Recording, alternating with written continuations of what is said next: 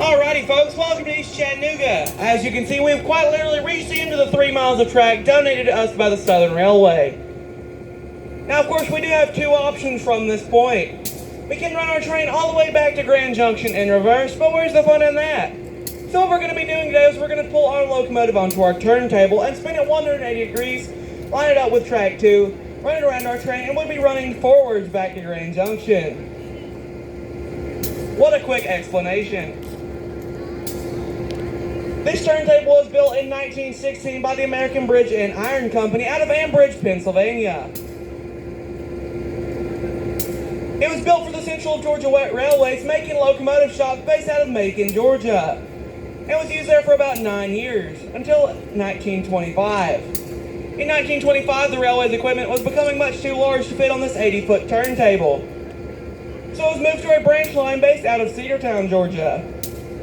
And Cedartown is used in a very similar fashion as to how we're using it today. That is, up until it was abandoned. We found this turntable in the 1970s, moved it to this location, and gave it a $100,000 restoration. Its first day in service here at the Tennessee Valley Railroad Museum was July 4th, 1982. Now this turntable is 80 feet long and weighs in at 80 tons. Your locomotive today weighs in at about 120 tons. Making the overall weight between the two just about 400,000 pounds or 200 tons. Now I know what you're thinking, why is he telling me all this? Well, it may surprise you to know that all 160,000 pounds of this turntable were originally turned by hand. Don't judge me on that math part, I was brought up in Georgia.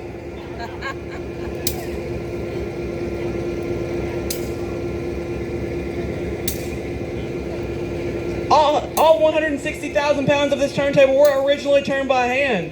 It was an Armstrong table. There would have been a set of poles extending from each corner of our turntable. It would have then taken at least 4 people to turn this turntable around. Now, do we have any volunteers? Gotta get back somehow, folks. I need 4 of you. I saw somebody raise his hand. Man in the blue shirt walking behind everybody. He raised his hand slightly, so we're going to count that as a volunteer. Need 3 more. What we got there? Nothing. Are you serious? Shush. Got 1 there. No. 2 there. Alrighty, we have 4. Luckily, you guys don't have to do anything. Our conductor Travis will be doing all the work today with a 25 horsepower electric motor. So now we are ready to bring our locomotive onto our turntable. Now to be able to turn our locomotive, we have to ensure that our table is balanced. In the center of this table is a 6-foot ball bearing. Our locomotive has to center itself over that 6-foot ball bearing or we won't be going anywhere. Now the way we know that our table is balanced is that we watch the end where I'm standing. It will drop by about 3 inches once our locomotive is centered on the ball bearing.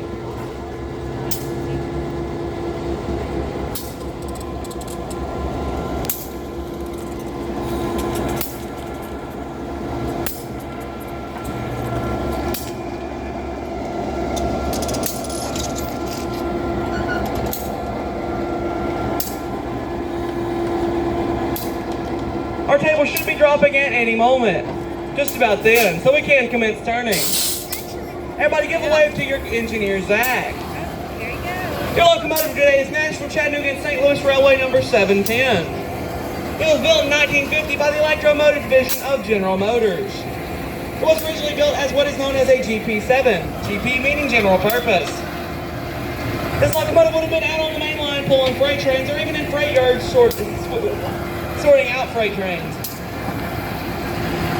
It remained a GP7 up until the 1970s when it was involved in a head-on collision near Birmingham, Alabama. Then it was sold to Amtrak where it was converted into a GP9. After its conversion, it made about 1,750 horsepower. It still retains those modifications today. Although when we acquired this locomotive in the early 2000s, we brought it back to its original GP7 appearance. These are commonly referred to as diesel locomotives, but the correct terminology is actually diesel electric. Inside this locomotive is a large diesel motor turning a generator. That generator is constantly producing electricity, which is fed down to the traction motors that sit on each axle of our locomotive. is these traction motors that are actually propelling our locomotive forward. Now, believe it or not, we don't have any computer systems to help us line up our turntable with track 2. Travis and I had to do it with the old eyesight method. I'm really just here for emotional support, because Travis is usually pretty good at this.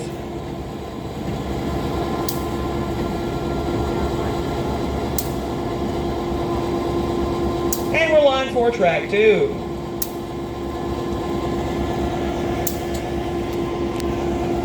That will now conclude our turntable demonstration. For those of you that would like to, you can follow me back to our back shop. If you do not wish to visit the back shop, you can return to the train and reboard at this time.